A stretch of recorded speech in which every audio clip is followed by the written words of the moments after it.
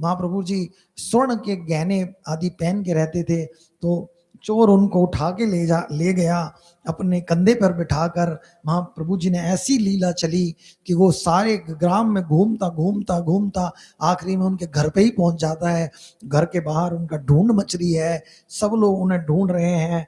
तो वहां जैसे ही वो घर के पास पहुंचता है, सब नर नारियों को उनको ढूंढते पाते हैं, तो उन्हें छोड़ के भाग जाते हैं चोर। महाप्रभु जी घर पे पहुंच जाते हैं। ऐसी चोर की सुंदर लीला महाप्रभु जी ने अपनी माया दिखाई, उसके विषय में एक लीला आती है।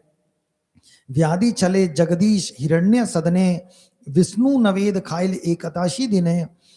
एक बार एक कथा और आती है कि उनके जो नवदीप है वहां पे हिरण्य और जगदीश नाम से दो भक्त थे महाप्रभु जी के। महाप्रभु जी के पिता के समकक्ष थे, और उस वक्त उनके यहाँ पर कोई एकादशी के समय पर कोई अनुष्ठान चल रहा था। भगवान श्रीहरि के लिए प्रसादी बनाई गई थी, भोग बनाया गया था, और उनके घर से कुछ दूर वो रहते थे। ऐसा आया है 2-3 मील दूर घर था जगदीश और हिरण्य का। और अचानक चैतन्य महाप्रभु ने कहा कि मेरी तबीयत बहुत खराब है।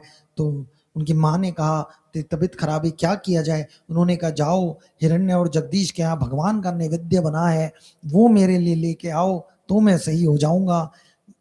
सचमुच जगन्नाथ मिश्र जाते हैं उनके घर, तो वहां पाते हैं कि सचमुच एकादशी वाले दिन जब लोग व्रत रखते हैं उनके घर में भगवान के लिए नैवेद्य बना है, भोग लगाने के लिए चकित रह जाते हैं। यही बात जगदीश और हिरण्य से कहते हैं कि निमाई ने मंगवाया है भगवान का भोग, और तुम यहाँ भोग लगा रहे हो, ये उसको कैसे पता लगा? वो भी सब चकित हो जाते हैं। ऐसी एक और लीला चैतन्य महाप्रभु दिखाते हैं, और जब वो भोग लेके आते हैं भगवान का तो व्याधि उनकी दूर हो जाती है, कहते हैं अब मैं सही हूँ।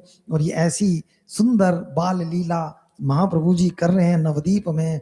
शु सब लय पड़ा पड़सीर घरे, चुरी करी द्रव्य खाए मारे बाल करे। जैसे बच्चों में होता है, महाप्रभु खेलना सीखा और वे अपने मित्रों के साथ पड़ोसी मित्रों के घर में जाते हैं और उनके खाने की वस्तुओं को चुरा के खा रहे हैं, और कभी कभी बच्चों को मारते हैं, पलटते हैं, उन्हें मार पीट आते हैं। शिशु सब सची स्थाने केल निवेदन, सुनी सची पुत्र कछु दीन दिला उल्हान। वो बच्चों को मार पीट के आ रहे हैं, तो बच्चे आके माँ से कहते हैं उनकी कि ये निमाई हमें मार आता है, हमें पीट देता है और उलाहना दे रही है। तो माँ थोड़ा उनको कहती हैं कि तू निमाई ऐसे क्यों करता है, क्यों बच्चों को मार के चला आता है? वो शरीर उनका अच्छा खासा था, महापुरुष कोटि के, मार पीट देते थे बच्चों को। केन चूरी कर केन मरा शिशुरे, केन पर घर यह किबा नहीं घरे। सची माता ने कहा तुम दूसरों की चीजें क्यों चुराते हो, तुम दूसरे लड़कों को क्यों मारते हो, तुम दूसरों के घर के भीतर क्यों जाते हो, आखिर तुम्हारे घर में कौन सी चीज नहीं है? ऐसा लीला कर रहे हैं। सुनी क्रुद्ध हाय प्रभु घर भीता याए, घरे यत भांड छिले फैलीला भंगियाए। ऐसा सुनकर डांट खाकर माँ की प्रभु जी गुस्सा हो गए और घर के अंदर घुसकर बर्तनों को तोड़ने फोड़ने लगे। तभी सची कोले करी कराइल संतोष, लज्जित हैला प्रभु जनी निज दोष। तब सची माता अपने पुत्र को गोद में लेके चुप कराती हैं और महाप्रभु अपनी गलतियों को स्वीकार करते हैं और लज्जित होते हैं।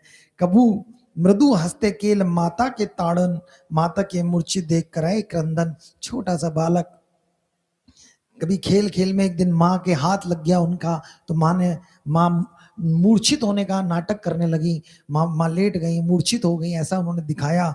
तो प्रभु जी क्रंदन करने लगे, रोने लगे। नारायण नारी गण कहे नारी केल देह आनी, तबे स्वस्थ हई बने तुम्हार जननी। वहां पे उनकी सखियां इकट्ठी हो गई, महाप्रभु जी के साथ अब खेल रही हैं, बच्चों के साथ जैसे खेलते हैं। कहते हैं अब तेरी माँ तो मूर्छित हो गई, वो ठीक नहीं होगी, तो जा दो नारियल लेके आएगा, तब तेरी माँ ठीक होगी।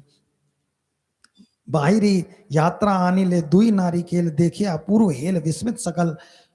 महाप्रभु जी घर से बाहर निकले और 2 नारियल लेके अंदर आ गए। सब लोग विस्मित रह गए, ये छोटा सा बालक 2 नारियल कहाँ से ले आया, पेड़ से तोड़ नहीं सकता, कहाँ से एकदम से ले आया?